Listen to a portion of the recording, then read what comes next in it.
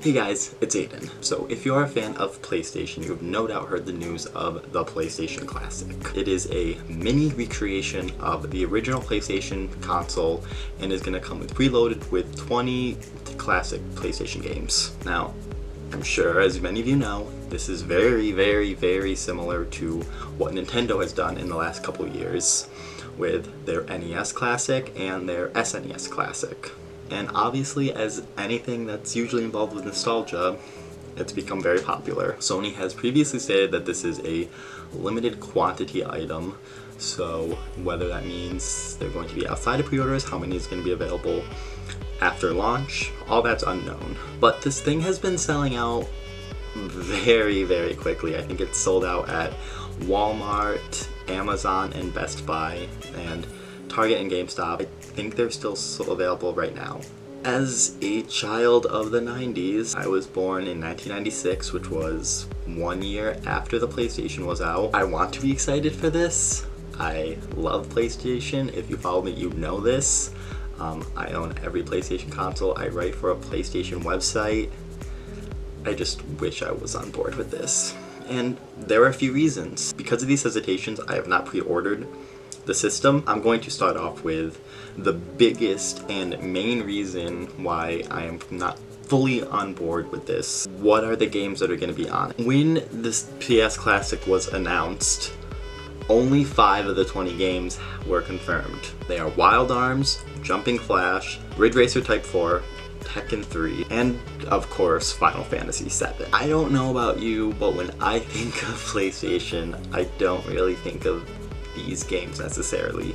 Save for Final Fantasy 7, which there's no way it wasn't going to be on this thing, let's be real. Not knowing games alone makes me wary because I'm not going to just pre-order something and not know what I'm going to get on it, because what if the library turns out to be not good? There are a lot of no-brainer games, what you think they'd be no-brainers, that have not been confirmed, and the fact that they are no-brainers, I feel like they should be confirmed. You've got games like Castlevania Symphony of the Night, Tomb Raider, Resident Evil, Crash Bandicoot, Spyro the Dragon, Final Fantasy Tactics. You know, I wish Final Fantasy 9 could be on there, honestly, but it's probably not, considering 7's on. Those are just the beginning. That's just scratching the surface. As much as I want these games to be on there, and as much as I assume they're going to be on there, the fact that they haven't been confirmed yet just makes me a little uneasy. Like, it's one of the things I most appreciate about what Nintendo did with the announcements of the NES and SNES Classics. We knew what games were going to be on there from the jump, and through that, I can make the decision of if I wanted these systems or not. It almost is a little shady, because I know why they're doing it, because each announcement of a new game is going to obviously drum up buzz, but it is still kind of shady that they're like, we're not going to tell you every game that's on it, but here you go, have it anyway. And kind of going off that point, the controllers do not have analog sticks, which is slightly concerning. I'm sure that these are a logistical reason, at least I imagine it's a logistical reason, because I'm sure it's more expensive to manufacture a DualShock controller.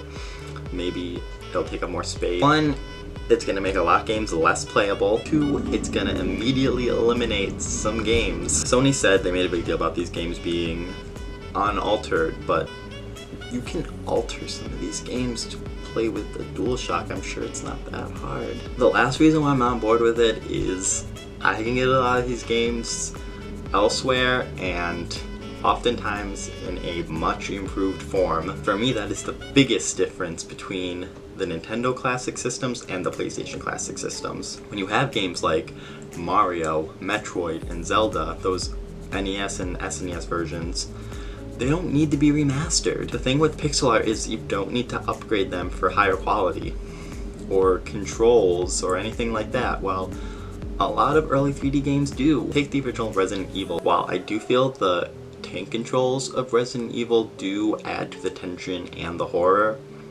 no one wants to play with tank controls in this day and age. Same with a game like Tomb Raider, or something like Crash Bandicoot, which, let's be real, if I had my choice, I would rather play the Insane Trilogy, which is the same games, just looks better. I'm not someone who really harps on graphics that much. I'm fine with playing a game from the PlayStation or N64 era, but if I have the option to play a better looking game, I'm probably gonna pick that one. 3D games, and especially early 3D games, the looks of them haven't necessarily aged well. Remasters are a bit more necessary to make them more accessible in the modern era. And I say this as someone who has loved Sony for years. I have every PlayStation console. Like, I have an original PlayStation just right here available. It's a little dusty because it hasn't been played in quite a while, but I still have it. I would love to get the PlayStation Classic because I love my SNES Classic, but I just can't be on board with it right now because of everything I said, and it really comes down to a lack of information, and I so wish we had that information because it's obviously going to be a success. Like, it already is a success, but as someone who grew up with PlayStation, I want to be on board with this. But as of right now, I'm not. So that's it for today. If you like this video, like and subscribe, and I will see you next time. Bye!